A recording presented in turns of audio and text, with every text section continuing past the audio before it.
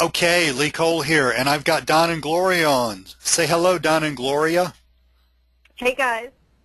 Hey everybody, how are you today?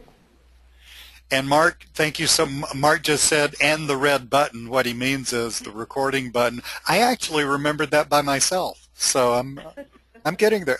I'm planning on getting this all figured out by the time I retire. So, but anyway, yeah, this is a continuation of our series of how to get prospects interested in Lyoness series. We talked last time about your warm market, how simple that is. Lyoness is such a brain-dead simple concept. It's, hey, I shared, you're just sharing the fact that, did somebody say something? No, sorry. No. Oh, it's cool. No, you're cool. I'm on my, I just fired it up on my computer, but I'm on my phone talking. Oh, you're cool. You do whatever. Just didn't want to miss a question. Last time it was about warm market. We were sharing how easy that is and how natural that is and how you don't have to get out of your comfort zone or your personality that you've, the way people have pegged you. You don't have to act like a weirdo freak when actually you were just the nice brother-in-law or something like that. And all you got to do is you have to shop so that you have a story, and two, you have to share that. So you just have to say, show somebody something you bought at CVS or my heart rate monitor, which is what I used as an example, and say, I just bought this. I just saved some money at this and got some things called shopping points. And you just drop it right there. Most people, especially Americans, because we're so totally interested in money, will say, well, so tell me more. How did you do that, right? And you just follow up from there, and it is so natural to do that. Two, today we're going to talk about, well, when you start running out of people to talk to, and you will. I mean, it's just naturally you will do that. Then you need to have in place ways of getting hold of new people to talk to, bringing new people into your world. Later on, we're going to talk about one of the, not today, but in later shows, we're going to talk about some of the big ways, which is mainly social media. But let's start with something that's really easy, that a lot of people can do, and that really is a lot of fun. And those are what you're looking at right here, meetup meetings or networking meetings. And Gloria, you are the network meeting, like, super crazy thing, you know? I mean, you walk into these things and suddenly you own the meeting, which is cool. Let's give people like the anybody can do it version, because before we started recording, I can't remember whether it's before or after, but we were saying it's not really whether you do it right, it's that you do it a bunch. Exactly. That's the deal. Doing it a bunch, because look at that picture in front of us. Those are real human beings. Now they have dogs, and I want to talk a little bit about non-business meetings too, and how you would handle that without coming off as a self-serving freak. Okay. But look at all those people. They have dogs. Some of them could be your friends. I guarantee you, if Gloria, you're a dog person. I'm a dog person. Don, you have a dog, correct? Don has muted himself. I think Don has a dog. But anyway, yeah. You don't have to have a dog. But if you're a dog person. I do have a dog. Mark has 4 dogs. Mark, I was so tempted. I saw at Starbucks early this morning when I was going to meet a friend. I saw this thing for this dog to adopt. Oh, God, I was so tempted. I know.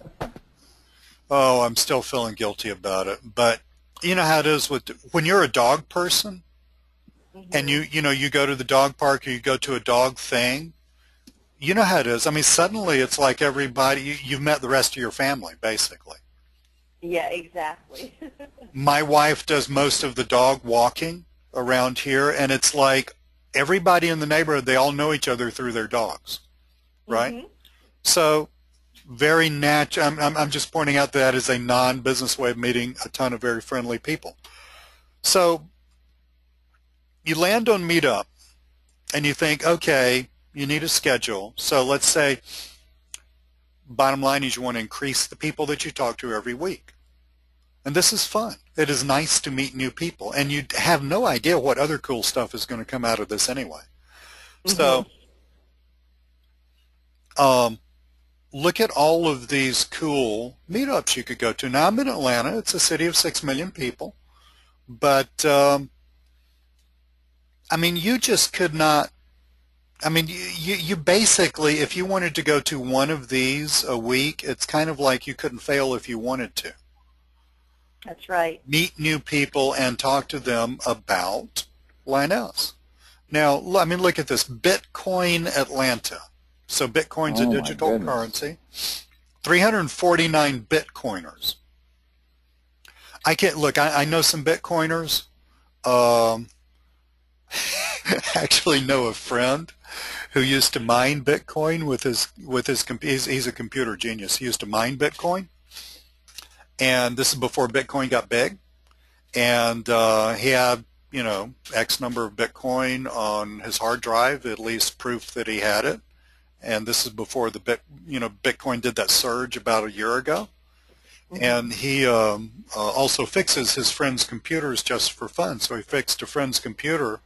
And then he remembered like 6 months later, oh, I have that hard drive with all that Bitcoin, and the price had skyrocketed. I mean, he had like $50,000 worth of Bitcoin on there.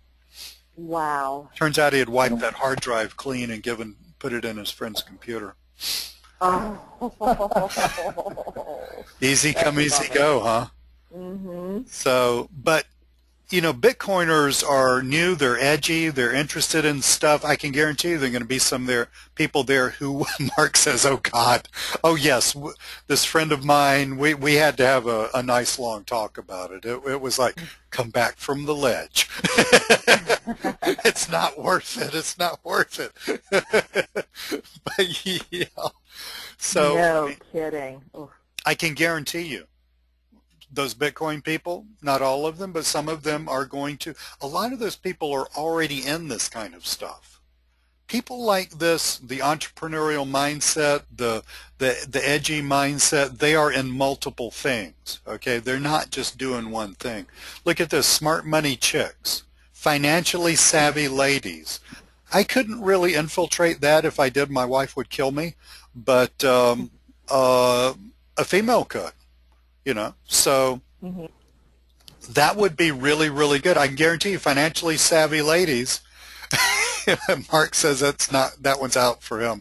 But financially savvy ladies are going to. Okay, this is going to sound horrible, but you guys got to understand I'm approaching 60 years old, so I'm getting to a point where I'm allowed to say things like this. Financially savvy ladies would like to know how to save money shopping. That's right. I mean, somebody put a hand on a stack of Bibles and tell me if I am not right about that. No, you are absolutely right. You're spot on. Look at this, downtown young professionals. A lot of those people are, you know, climbing up the corporate ladder, but look, man, it does not take much climbing up the corporate ladder before it becomes the corporate, you know, outhouse. Seriously. The other thing to notice about the groups, that particular one right next to Show Your Success Networking, it's twice as big. It's twice as big for the downtown Atlanta young professionals. Exactly, exactly. Look at all the numbers of people. Now, if you've ever had Gloria train you about this stuff, I mean, she's going to get in here. Gloria, I'm stealing your thunder. What would you do to kind of scope this out and decide, yeah, I'm going to spend some time there or I'm not going to spend some time there? I mean, just give us like a 2-minute version of this is a good group or not a good group. What would we look for here with, let's say, downtown Atlanta young professionals? Yeah, so I would actually, so I have a login, so I would go ahead and log in so I have visibility. You just get to see who the members are, typically unless it's completely closed. But normally they're not because they want people to join. So I would go ahead and just click on it, and I would look. Yep, and I would look and see who some of the members are. Okay. And read about some of the group reviews, look at some of the members and, you know, kind of what they consist of, look at some of the group reviews, look at some of the recent meetups. Like this is 23 people went to it, 24 people seem to go, so it's a pretty decent sized And group. look, they're having meetups really very regularly too. Yes, yes, it is 3 an days active ago, group. and then about a week ago. Yeah. Yeah, that is an active group. They're gelling and stuff like that, so it's probably a really good group.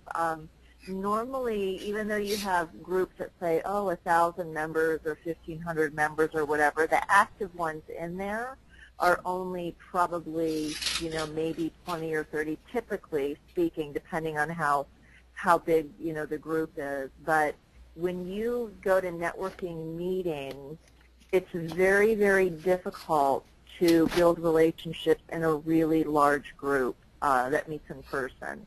That's a good point. It's because it's like it really is, because you don't get a chance to go around and have that intimate time and meet people, and they've got so much going on, and the agenda typically is rushed, and so many people, so there's not a lot of time to really infiltrate that group well. So I look for a group that it's like a maximum of 25 people attending the meeting. If you've got 25 in attendance, that's a pretty large-sized group to go to, and then start building relationships and stuff like that. So this group looks pretty good, though. Group. Yeah, that looks like a really good group. I would look at the members and check out the members to see, what are the members, because usually they give a little bio about who they are, and I do this and I do that, and this is my experience and stuff like that. So I would look at that, and then based on the mix, if you've got people in there that are, you've got a lot of, like, say, a mixture between self-employed people. You've got a mix between people maybe that are been in a career for a while, and they say in their bio, not looking for other opportunities, but they do, their job and they do something else, or they do a couple other things, those types of things. So that's kind of what I would look for. Like, I wouldn't go to a group of, say, Java programmers. You know what I'm saying, for a meetup group, because they're there to talk about Java programming and stuff like that. So that's probably not a good group, but any entrepreneurial group, professional group, networking group, those are all good. That, they kind of say, networking, small business networking, things of that nature, professional networking, those are really good groups. So if you went to this group, so let's give people like a series of steps, like three steps. You walk in, well, most of at least the few that I've been to, most of these, you have your little elevator pitch and all that stuff, and then you have some unstructured time. Yep. Really, what do you want to get to? I mean, what do you want to have? What do you want to accomplish in the group meeting, and then what do you want to accomplish after the group meeting? So the first group meeting, what you want to do is you want to, kind of go in there, introduce yourself, give your elevator pitch, make a good impression, and then you want to look and identify the super networkers, okay, the people that are well connected in that group. Or you can just tell if they're well connected by a lot of the things that they're in leadership in that group, committee meeting members and all that type of stuff. If they don't own the group but they facilitate the group, they're the ones handing out the little pamphlets, welcoming people and stuff like that. So the first meeting, the purpose is to really identify that super connector. So that's going to be your hub to everybody else. Okay, and so once you find and identify the super connector or super connectors in the group, then what you do is you make conversation with them. They're super networkers. They're going to make conversation with you. I mean, it's not that difficult. Well, they're actually good at doing that, and they want to do that. That's exactly right. So you're not forcing somebody into a role they don't want to be in. I mean, if they're in a leadership position, their ultimate goal is to expand their network. That's exactly right. Expand their network, and bring people together. Act as almost an intermediary. They have a lot of information to everybody else in the group. They've probably done business with a lot of different people in the group and stuff like that. So if you can identify the super connectors, you're in a good place. Right. Now, you don't want to just, sit down and be boring and just start telling people stupid stuff about what you do when they don't care, right? You focus on them. Exactly. So really, you're asking questions about them. What do they do? Oh, I mean, and it helps if you're truly interested in other people, Yeah, it does. You really have to go in there with a mindset of it's in reverse. It's not how much can I get out of the deal, but you're there and you're genuinely trying to find out about them. What's a good referral for them? What type of people are they looking to network with? That type of thing. So really, this works exactly the way that you teach social media. It's exactly the same. Yeah. Yes, it's very much the same.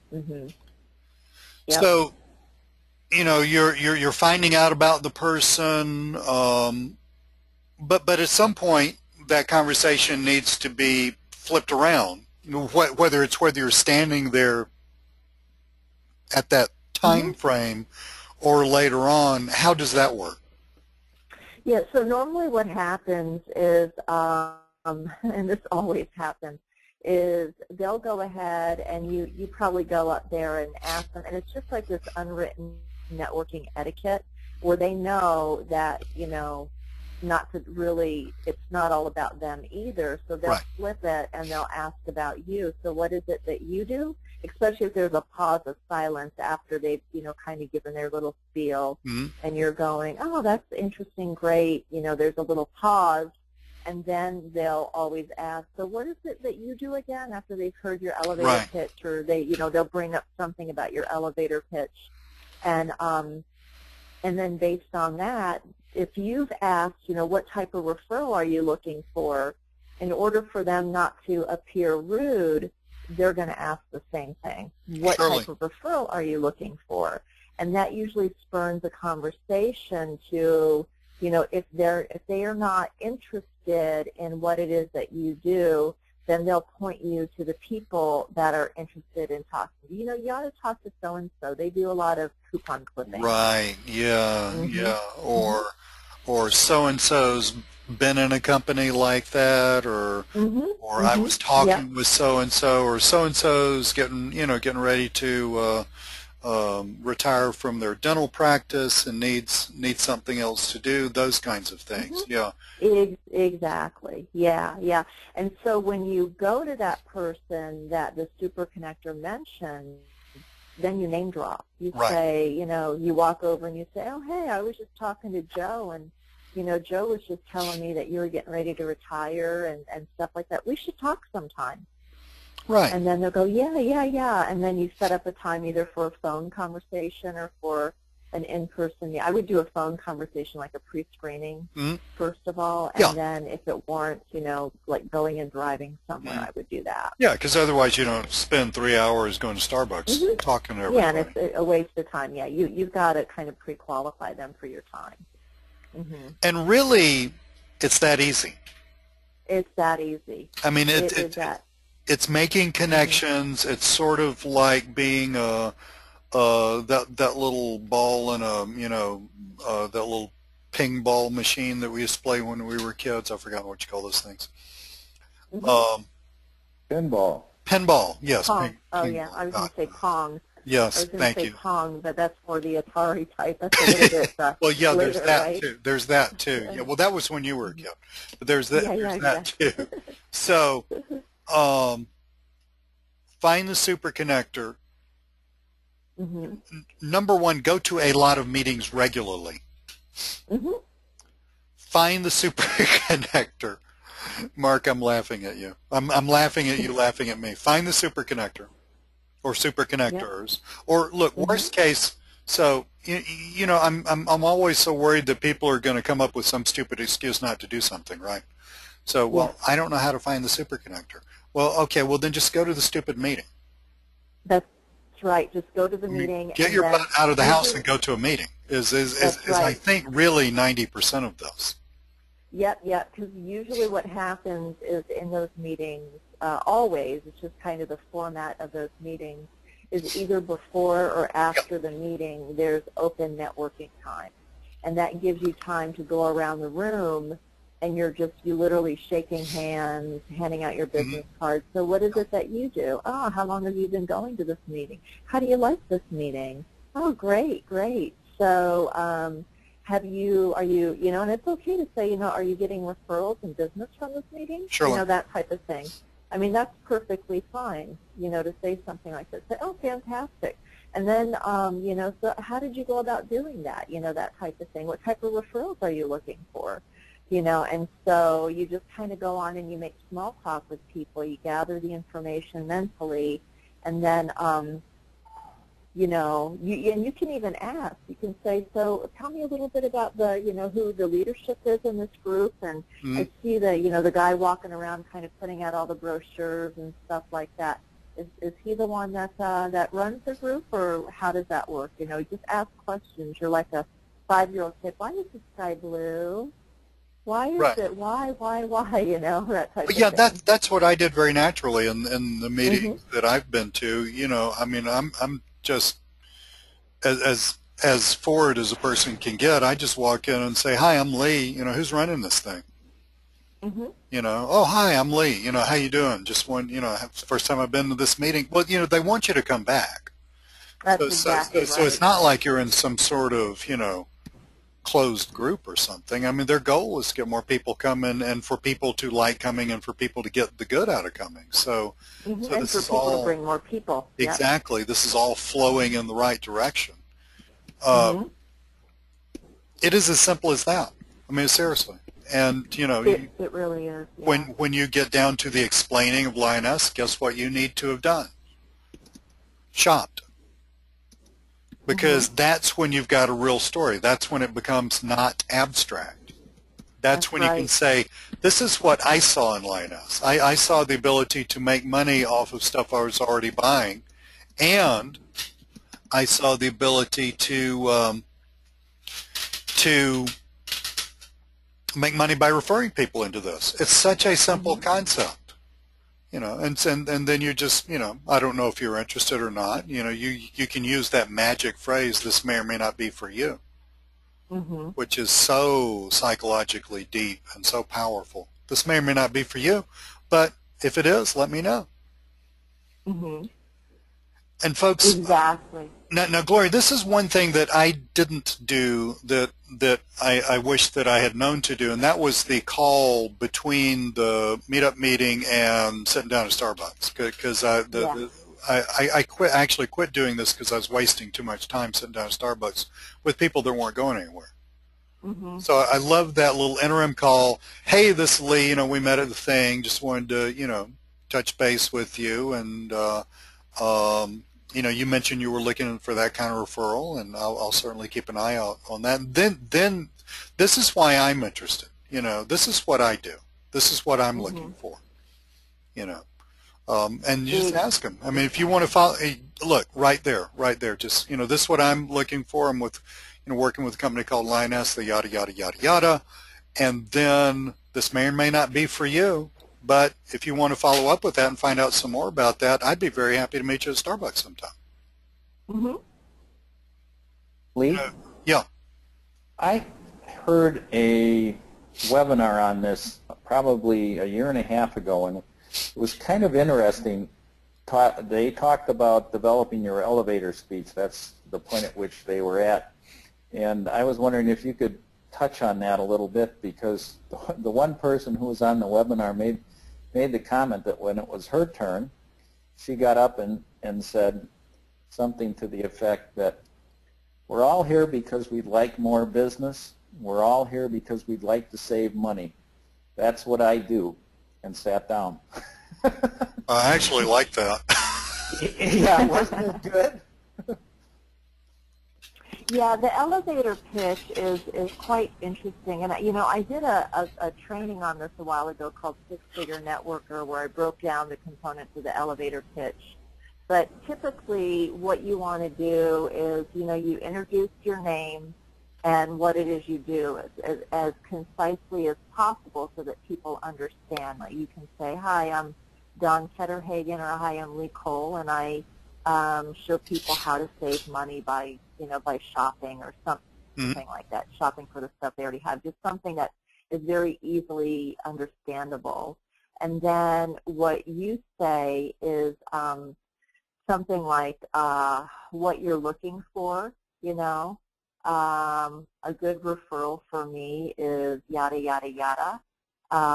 So if you know somebody that yada, yada, yada, or if you're looking to yada, yada, yada, a good referral for me is a business that's looking to expand their revenue with their current customer base. So we want to focus on the merchants for just a second. So if you know of any businesses that want to, basically expand their revenue, if you're looking to expand your revenue with your existing customer base, then, let's go ahead and talk, or give them my card.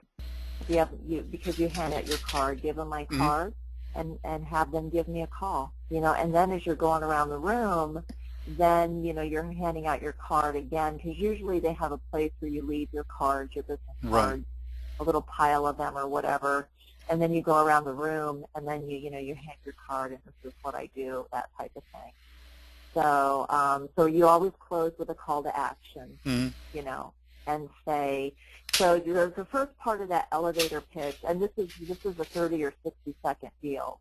You introduce yourself and then what it is you do, as concisely as possible so that somebody else hearing it can understand it.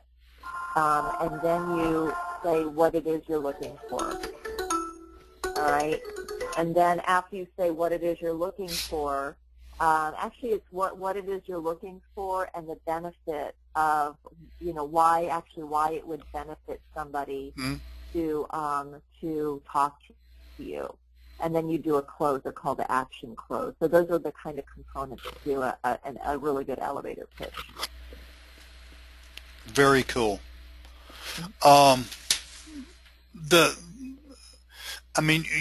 Your training on this is obviously amazing. Yeah,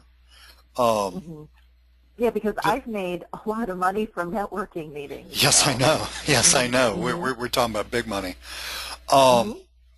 And so let's just leave it at this. The deal is to go to these things regularly. Yes. So, if you're serious about building your business, the deal is to schedule once a week and go. If this is all you did, you spend, and it probably is going to take all of about 2 hours a week of your time, 1 hour for travel and then another hour to be at the networking meeting. If this is all you did consistently, you would build a business. Oh, yeah. If you did this for a year, you would. Yep. You would actually have a very, very nice business. So let's break that down.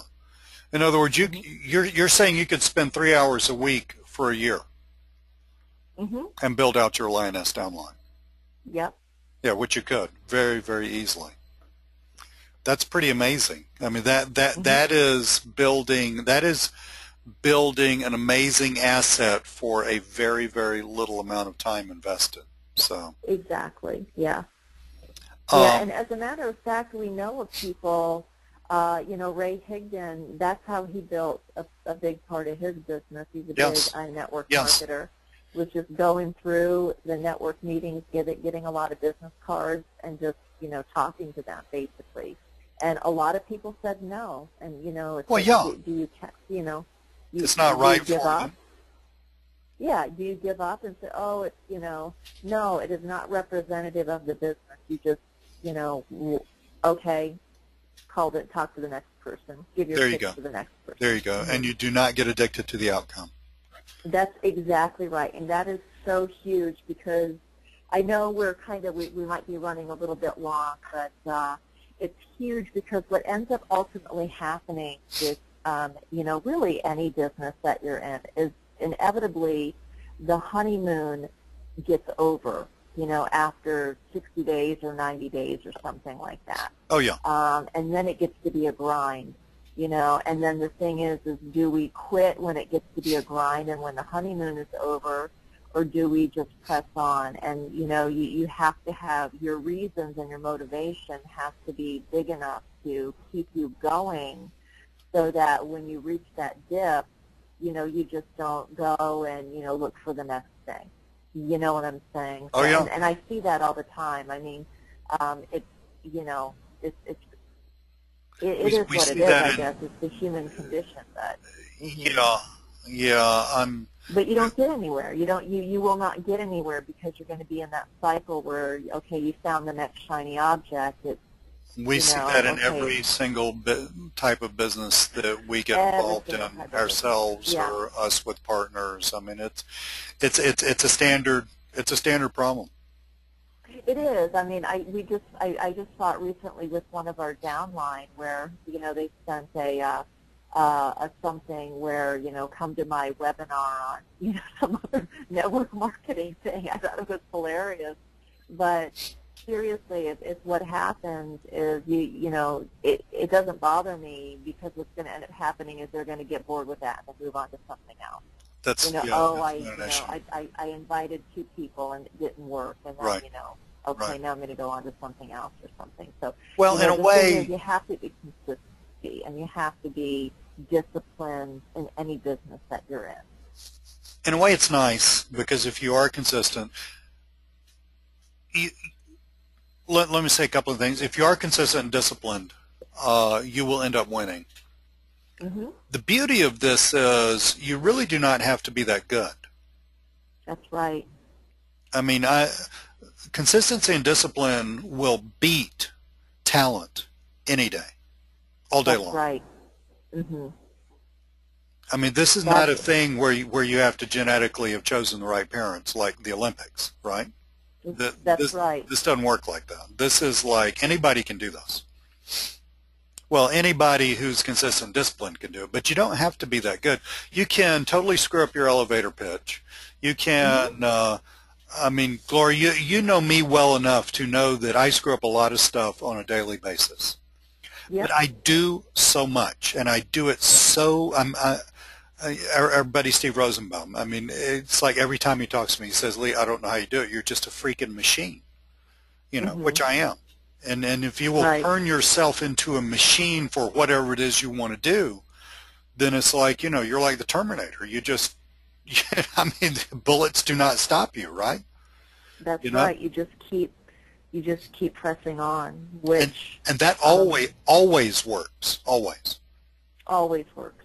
Yep, every single time. But talent and skill, they're not necessarily going to work. There's a lot of talent and skill driving taxis. Mhm. That's right. Yeah, it's not the talent and skill. It's just the work, basically. It's the work, and then it's your motivation for doing it. Yeah. Are you motivated enough to get up out of bed and do this, or do you just want to kind of continue in doing what you're doing currently? That's the thing. And Lee, you told me that story. Can I share that story about your when your pulse was double and all that stuff? Well, Don's a doctor. He's probably going to faint when you tell him this. But anyway, yeah, go ahead. Just hit him on the chest. Is that what they were about to do that?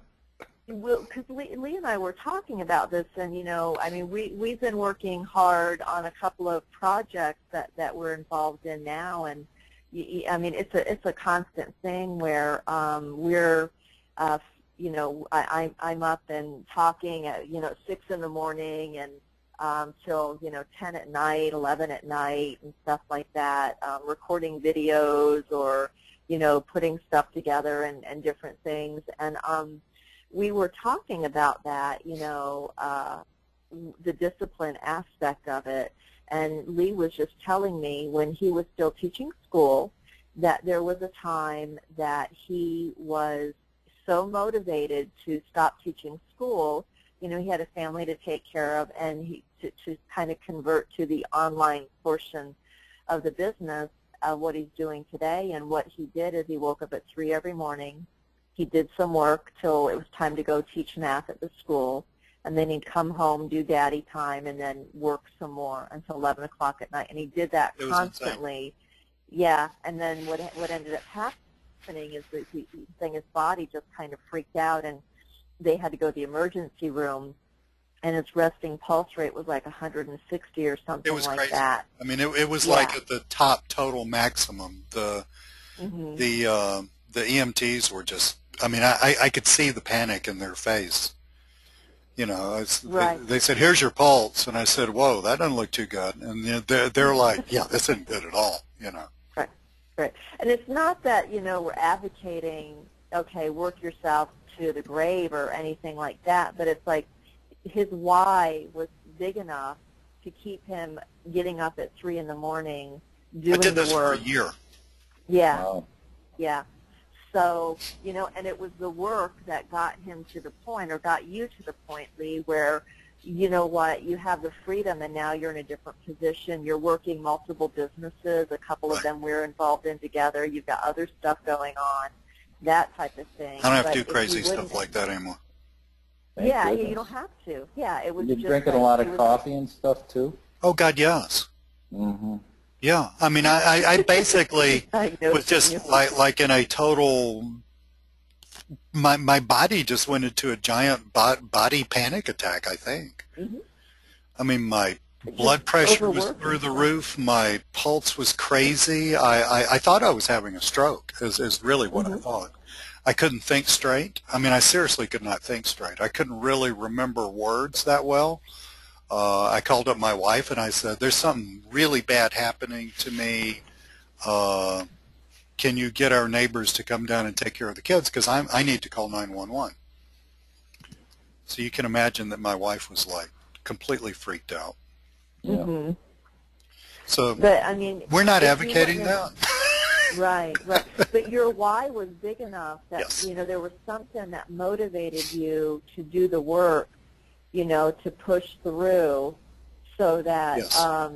your lifestyle would change for both you and your family. And you did it despite, okay, it sucks getting up at 3 in the morning. I mean, I did that too when a couple of months ago, I had to make some serious decisions about my business. I had a former business partner I had to kind of get rid of, and I changed my business, and I did the same thing. It was like 3 in the morning. I had a point where I had 60 days where I basically transitioned my business completely, and I knew I had to do a bunch of work to do that, and it was brutal. Yes. But you have to do what you have to do. So it was either that or my business would have been dead.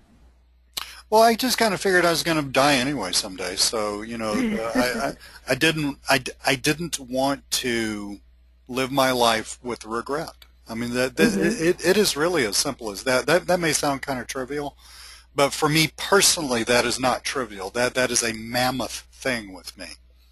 I wanted to either succeed or fail, but I wanted to try. Turns out I succeeded really well. But I wanted to just, I was tired of looking at other people inside the ring. I wanted to be in the ring. Exactly. It nearly killed me, seriously. Well, and it's the same thing with our opportunity here with Lyoness. Yes. Guess what we do every week? We invite 25 to 35 people a day to our weekly webinar. We do that. Lee and I both do that. Mm-hmm. Now, is it monotonous to go through and click here and copy and paste the emails and respond to, all that type of stuff? But we do the work. We don't get addicted to the outcome. I don't care about the outcome. I just do the work. There you go. Mm-hmm. That is... I love that. You don't really care about the outcome. You just do the work. Uh-huh. Oh, I don't care if nobody goes to the webinar. I mean, I do. The outcome will be there.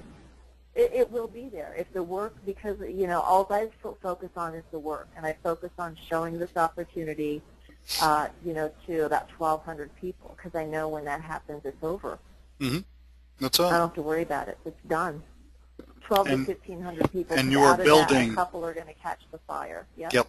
And you are building an amazing asset doing that. Exactly. Exactly. So now, like I said, is it fun? Do I have other crap to do instead of inviting the people to the webinar? Yeah, I could do a bunch of other stuff, but it's consistency and it's doing it, just doing the work. The outcome will be there. I really don't care. It's the same as networking. You go to the networking meetings, it's like doing the work. You do that. Don't worry about the outcome. It'll be there. You just do the work. And really quit thinking about which method is best. Yeah. Sitting around figuring out what's the best way to do something and not doing something, we see that a lot. Mm-hmm. Mm-hmm. Somebody who's got like one of the worst methods or one of the least effective methods who's doing it a lot is going to beat the person who's sitting there trying to figure out how to do it the best and not doing anything all day long. That's exactly right. They're going to be retired by the time you get on the stick or just get interested in something else. So, Oh, exactly. Or it's like, okay, 2 weeks I did I invited people to the webinar, and nobody showed up. This doesn't work. I'm not going to do it anymore. Right, yeah. Well, we know that it works because if we've got people on the webinar and we've got regular 50, 60 views a week, people are seeing it. So it works. It absolutely works. It's just network meetings will work. And network meetings work. Absolutely. Yeah. Just pick something and do it. Really, that's kind of, I guess that's the thing. Just put it on your calendar, plan it out, and just do it, and just be consistent. Do the work. Don't sit there after a week or two and say, oh, nobody wants to meet with me, or nobody said yes or interested. This doesn't work. That one thing is not representative of the entire, of that entire process. Especially when there's tons of people that have went before you and have built huge organizations just by doing that alone. That would be the secret right there. Yeah, because, in addition to Ray Higdon, there was that other guy, and he was a send-out card, of all things. Jordan Adler. Send-out card. Yeah. He wrote that book, Beach Money, which I've read to it 3 times. He did it. He built his big send-out card business. Part-time. He was working part-time. He was he was I think an airline, not pilot, but he worked in an airline or something, if I remember from the company. Guys, I need to go pick up my daughter. Yeah, this kind of went a little bit long. No, it's good, but it's really good stuff. This is really good stuff because this really is, we see this so much in so many different ways. This really is what separates the few winners from, I wouldn't call them losers, people in another path, okay? But a lot of them want to, see, the problem is a lot of those people in that other path want to be winners. Yeah. It's not that they're happy with the other path. They really want to be winners. They just need to do the work. Exactly. They just need, it's a grind. They just need to do it. It is a grind. It is, it is, you just have to grind it out, really. Yep. And don't get addicted to the outcome. That is powerful. Don't get addicted to that's the work. one. Don't worry about the results. I'm bragging a little bit, but Ray Higdon actually told me that on the phone myself. Yeah, that's huge. Seriously, but that's huge. You know it? I mean, that is probably just that one thing is. That's one of the hugest things that I've ever been told by anybody is don't get addicted. Yeah, that's worth millions of dollars. That's a $1 million, seriously, multi-million-dollar thing. Absolutely. So guys, sorry to have to cut it short a little bit. Thank you so much, Gloria and Don. Mark, thank you. This was cool stuff. So bottom line, this is how you do network meetings, and this is how you build any of these businesses. This is how you do it. Right there. You just do it. Absolutely. You do it after it gets boring is how you do it. That's right. Yep. For sure. Cool beans. Thank you so much. Thanks, Mark. Thanks, Gloria. So long, Mark. You bet. Thanks a lot. Guys, have a great weekend. Talk to y'all later. Okay. And Lee, we got to get together later. So. I'll hit you up when I get back. Okay. Sounds good. Talk to you later.